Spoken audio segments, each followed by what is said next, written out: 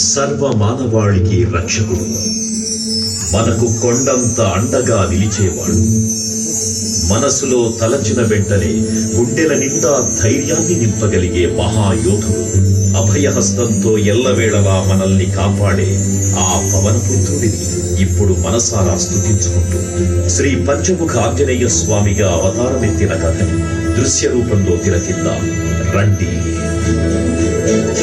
ఆంజనేయం ప్రసన్నాంజనేయం ప్రభాదిత్యకాయం ప్రకీర్తిప్రదాయం భజే వాసుపుత్రం భజే వానగాత్రం భజేహం పవిత్రం భజే సూర్యమిత్రం భజే రుద్రరూపం భజే బ్రహ్మతేజం. అది రామాయణ మహాయుద్ధం భీకరంగా సాగుతున్న తరుణం.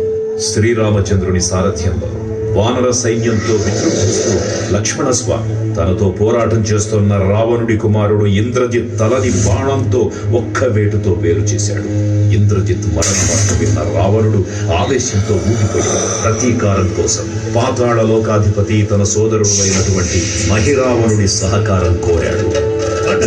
ప్రభాతంబు సాయంత్రమీ నామ సంకీర్తనలు చేసి నీ రూపు వర్ణించి నీ మీద నేదండ నీ మూర్తి గావించి నీ సుందరం పెంచి నీగా సదా సుందరై రామ భక్తుండనై నిన్నే కొల్చెదను. నీ కటాక్షంబునం చూచితే వేడుకలు చేసితే నా మొరాలించితే నన్ను రక్షించితే. తంత్ర విద్యలో ఆరితేరిన మహిరావణుడి దాడి గురించి విభీషణుడి ద్వారా ముందుగా తెలుసుకున్న హనుమంతుల వారు తన ప్రభువుల విశ్రాంతి మందిరానికి కాపలా ఉండగా ఆ దుష్టుడు లోపలికి ప్రవేశించడానికి పలు ప్రయత్నాలు చేసి చివరికి మాయోపాయంతో విభీషణుడి రూపం ధరించి మందిరంలోకి ప్రవేశిస్తాడు. నిద్రిస్తున్న రామలక్ష్మణులను అపహరించి పాతాళ లోకానికి తీసుకుని పోతాడు.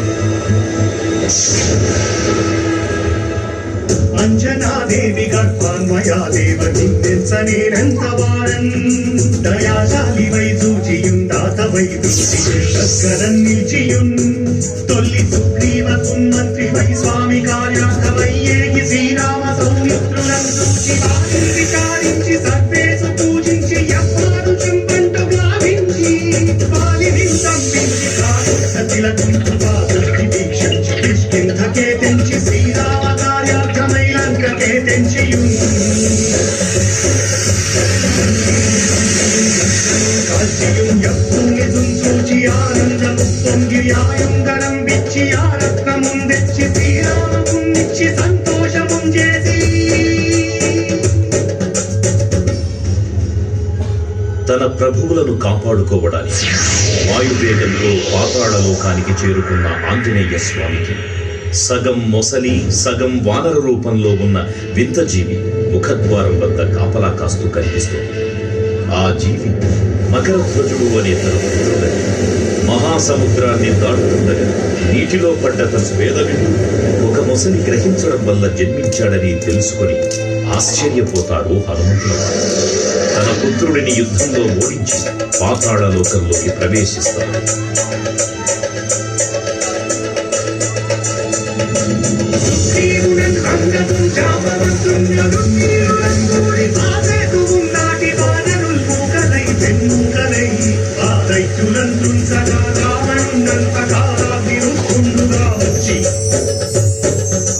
బ్రహ్మాండమైనట్టి ఆ శక్తిని వైచి ఆ లక్ష్మణం ముసలం దింపగానప్పుడే నీవు సంజీవిని తెచ్చి సౌమిత్రికి నిచ్చి ప్రాణం రక్షింపగా కుంభకర్ణాదులం వీరులందోర శ్రీరామ బాణాగ్ని వారందరిన్ రావణం సంపగానంత లోకం పురానంతమయ్యుండ నవ్వేళనం విభీషణు వేడుకంతోడు కన్వచ్చి పట్టాభిషేకంబు చేయించి సీతామహాదేవిని తెచ్చి శ్రీరామునిచ్చి అంతన్నయోధ్యాపురించొచ్చి పట్టాభిషేకంబు సంరంభమయ్యున్నా. పాతాళ లోకంలో అడుగుపెట్టిన పవనపుత్రుడు మహిరావణ మరియు అహిరావణ సోదరులతో భీకరపు 5 దిక్కులలో ఉన్న 5 దీపాలను ఒకేసారి ఆర్పడం ద్వారా మాత్రమే వారి మరణం సంభవిస్తుందని చెప్పగా అప్పుడు మహాబలి 5 ముఖాల ధారణ చేసి పంచముఖ ఆంజనేయునిగా అవతరించి ఏకకాలంలో 5 దీపాలను ఆర్పివేసి ఆ దుష్ట సోదరులను తుదముట్టిస్తారు. నీకన్న నాకెవ్వరు కోమిలేరంచు మన్నించి శ్రీరామ భక్త ప్రశస్తంబుగా నిన్ను సేవించి నీ కీర్తన చేసిన పాపము రాజ్యములు కల్పునే సామ్రాజ్యములు కల్పు సంపత్తులు కల్పులో వాదనాకార నీవే సమస్తం బ్రహ్మ మంత్రం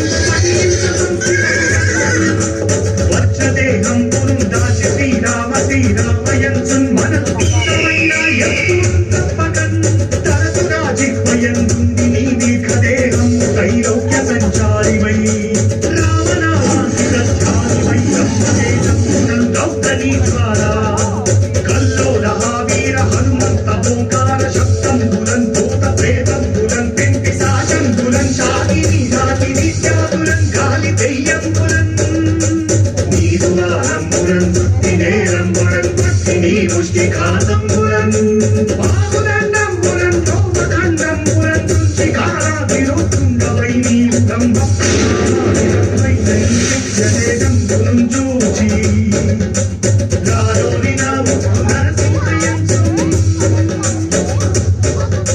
దయా దృష్టి వీక్షించి నన్నేలు నా స్వామి ఓ ఆంజనేయ